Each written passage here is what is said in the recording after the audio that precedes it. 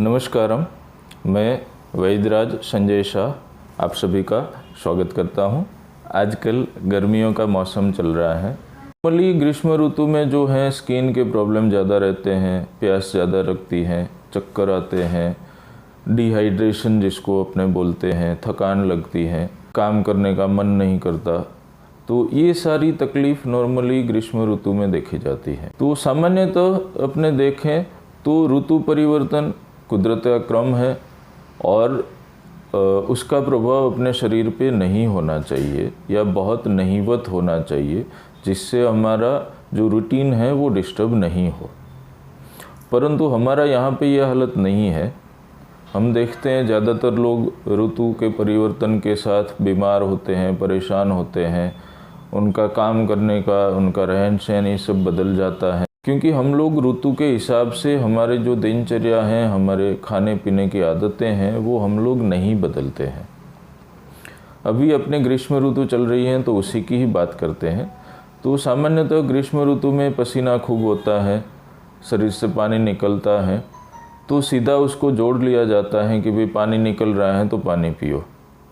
परंतु साइंस के हिसाब से देखें तो पसीना फैट के बर्न होने से बनता है, मतलब शरीर में से चर्बी कम होती है तब पसीना बहता है। तो उसका रिप्लेसमेंट पानी तो बिल्कुल भी नहीं हो सकता।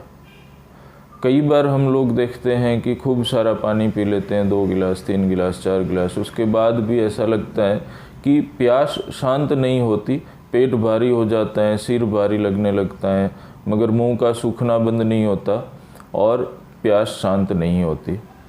तो इस अवस्था में हमें मीठे प्रवाही लेने हैं, सादा पानी ज़्यादा नहीं लेना है। तो मीठे प्रवाही में मीठे जूस जो हैं, जैसे अनार का जूस है, मीठी द्राक्ष जो रहती है उसका जूस है, फिर एप्पल का जूस है, फ्रेश जूस, मिल्क शेक की बात इसमें नहीं हो रही है। फिर इसके अलावा मीठे शरबत ले सकते हैं, जैसे खस का शरबत होता है जो घर पे बना हुआ नेचुरल हो, फ्लेवर्ड या केमिकल वाले शरबत की बात यहाँ नहीं हो रही है। फिर फालसा का शरबत है, फिर कोठा एक फ्रूट आता है, कोठा का शरबत है। इसके अलावा सादा मिश्री का पानी है, सौंफ और मिश्री का शरबत है, सूखी काली द्राक्ष का शरबत भी अपने ले सकते हैं।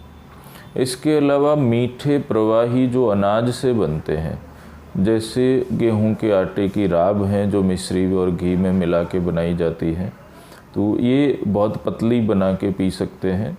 तो ऐसे प्रवाही जो शरीर को लुब्रिकेट करे, क्योंकि शरीर में से चर्बी बर्न होने से, फैट बर्न होने से एक जात की ड्राइनेस उसमें अंदर शरीर में बनती है, शरीर अंदर से रूखा पड़ता है। तो उसको घी से या मीठे द्रव्यों से रिप्लेस कर सकते हैं, सादे पानी से नहीं कर सकते।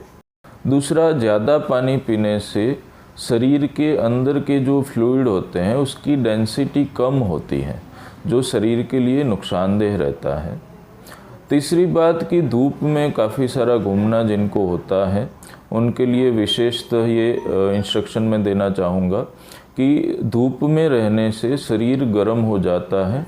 तो शरीर जब गर्म हो तब उसको एकदम से ठंडा नहीं करना है।